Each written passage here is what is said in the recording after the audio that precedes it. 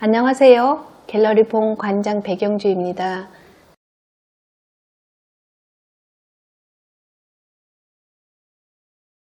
중국 4대 천왕종 두 번째로 펑리준, 왕광이에 대한 이야기를 하겠습니다. 첫 번째로 팡리준인데요. 팡리준은 이 그림을 보시면 대머리 군상을 그림으로 그린 작가인데요. 왜 이렇게 대머리라고 하는 주제를 사용했을까요? 지금부터 이야기해 드리도록 하겠습니다.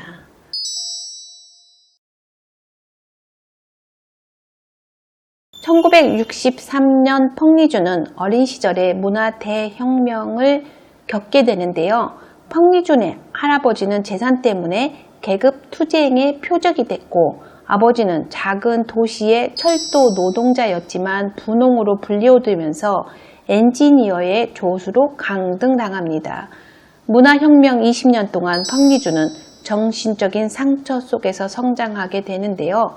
철없는 아이였던 나는 고발 집회에 나가는 것을 즐겼다. 어느 날처럼 어른들과 함께 구호를 외치는데 우리 할아버지가 비판대에 올려졌다. 그의 목에는 팡지주라는 죄목이 써진 명패가 달려 있었다. 1968년 그로부터 8년간 펑리준 가족은 매일 반동지주 타도라는 구호를 복창하며 정신교육을 받아야 했고, 학교에서도 교사와 구부들로부터 구박을 받았습니다. 펑리준은 인간의 본성이 결코 선하지 않음을 깨달았고, 중국 개방 이전까지 그의 삶은 증오로 가득 차 있었습니다. 1976년 마오쩌둥이 죽었을 때 아버지가 나에게 눈치를 주었지만 나는 울지 못했습니다. 그러다가 갑자기 미친 듯이 눈물이 터지기 시작했습니다. 그 당시 나는 벌써 이중 얼굴을 갖고 있었습니다. 펑리준은 이러한 경험을 절대 잊지 않았고, 장님이 된 듯한 기분, 속은 듯한 꺼림칙함은 그의 창작 동기가 됐고, 억압적인 가치관에 반항하는 이유이기도 했습니다. 그 이후 펑리준은 대머리 군상을 그림으로 표현하는데요. 첫 번째는 개성 없는 나를 표현하자라는 것이었고, 두 번째는 대머리 시각이라는 효과였습니다. 첫 번째 개성 없는 대머리는 공산주의 시대의 어린 시절을 그대로 반영한 것이다 라고 할 수 있겠고요. 대머리 군상을 그리는 펑리준은 개성이 없는 나를 표현한 것이 되겠고, 대머리를 통해서 오히려 모든 사람들에게 각인시키고자 했던 두 가지의 불편함을 대머리 군상으로 표현한 것 같습니다. 냉소적 반항아 펑리준은 1970년, 80년대의 문화 대혁명을 시기로 급변하는 사조를 겪어야 했고, 그 후 중국이 안정을 잃어버린 바로 이 시기에 성장하면서 그의 배경 속에 예술에도 많은 영향을 주었다 할 수 있겠습니다. 중국은 100년간 스스로 진보했다고 생각하지만 곧 그것이 아니었다는 것을 깨닫게 되었고, 공산주의에 묶여 있었다는 것을 알게 되었죠. 그래서 마오쩌둥의 의식 형태를 서양의 현대문화로 대신한 것이다 할 수 있겠습니다. 그래서 마오쩌둥의 의식 형태를 서양의 현대문화로 대신하려 한 거죠. 하지만 10년 동안 그렇게 하다 보니 이것 또한 또 틀렸다는 것을 알게 되었습니다. 그래서 중국의 예술가는 모두가 내면적으로 혼란스러웠고 모두 기준이 무너졌죠. 예술은 이러한 혼란스러운 심리를 망연자실하고 생존의 의미를 찾지 못하는 듯한 내용으로 표현하기 시작했으며, 이 시기에 가장 중요한 예술의 현장이었음을 알 수 있겠습니다. 4대 천왕 중 마지막 왕광이에 대한 이야기인데요. 왕광이는 정치적 팝 아티스트다 라고 할 수 있겠습니다. 우리가 팝 아티스트 하면 앤디 워홀을 일컫는데요. 중국에서 왕광이는 앤디 워홀을 대변하는 작가다 라고 할 수 있겠습니다.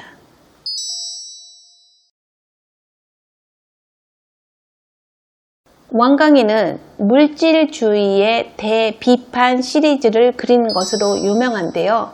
아주 유명한 브랜드의 공산주의와 대립되어지는 관계를 대비판 시리즈를 통해서 우리에게 보여주고 있는 그림이 되겠습니다. 정치적 팝 아티스트 왕강이는 초기 작품에서는 다양한 회색 톤을 사용하여 많은 세부 사항 없이 인간의 모습과 그 환경을 그림으로 표현하는데요.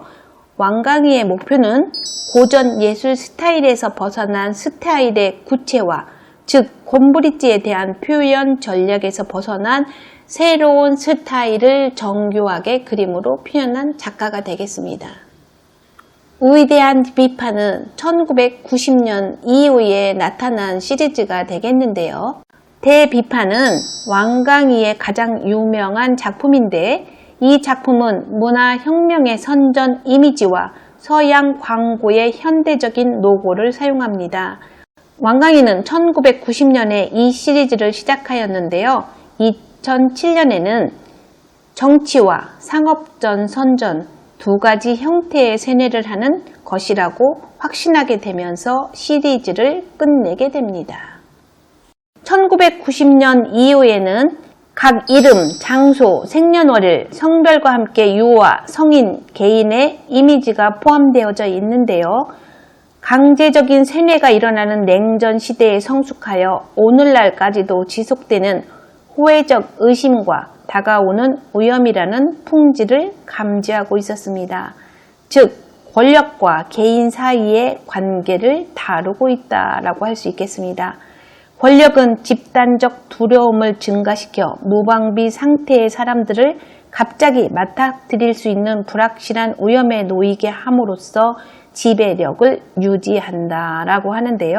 이러한 형태의 심리적 압박으로 인해 자신의 자유를 포기하고 새로운 바이러스의 전염에 대한 보호를 대가로 얻는 암묵적인 동의가 권력과 개인 사이에 형성된다고 주장을 하면서 이런 그림들을 완성시켰다라고 할 수 있겠습니다.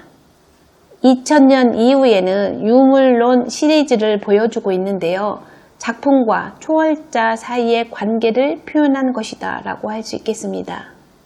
유물론 시리즈는 12명의 노동자, 농부, 군인의 이미지로 만들어졌는데요. 왕강이의 말에 의하면 이 선전 이미지는 운동으로 표현되는 사람들의 주된 힘, 즉 분노가 이념에 대한 믿음에서 비롯된 것이다 라고 할 수 있겠습니다. 왕강이의 작품들은 정치 이념이 그대로 녹아있는 시리즈를 이렇게 예술로 승화한 작품이다 라고 할 수 있겠습니다.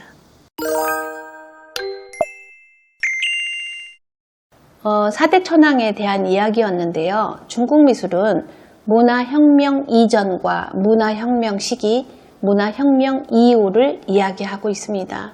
문화혁명 이전에는 우리가 잘 알고 있는 중국 미술의 대표적인 모노크롬 형태의 그림들을 그렸다라고 하고 있는데요. 한 색을 가지고 아름답게 표현하는 이 모노크롬은 문화혁명 시기의 가장 대표적인 작품들이다 라고 할 수 있겠습니다. 그럼 문화혁명 시기에는 그림이 어땠을까요? 아마 선전에 몰두하여 자기의 개성을 잃어버리는 그림들을 그렸다라고 할 수 있겠죠. 마오쩌둥을 찬양하는 그림을 그린 것으로 개성이 없는 이념에 입각한 그림들을 그렸던 문화혁명 시기가 되겠습니다. 문화혁명 이후에는 마오쩌둥이 죽고 나서 각자 개성이 넘치는 그림들을 그리게 되는데요. 아마 아방가르드 미술을 중점적으로 그렸던 시기를 이야기하고 있습니다. 중국 현대 미술을 대표하는 4대 천왕 장샤오강, 펑리준, 오예민준, 왕강이는 자기의 아픔을 그대로 그림으로 표현을 하여 시대를 반영하는 그림을 그렸다라고 할 수 있겠습니다. 억압받았던 아픈 상처를 그림으로 개성 있게 표현한 4대 천왕에 대한 이야기였습니다.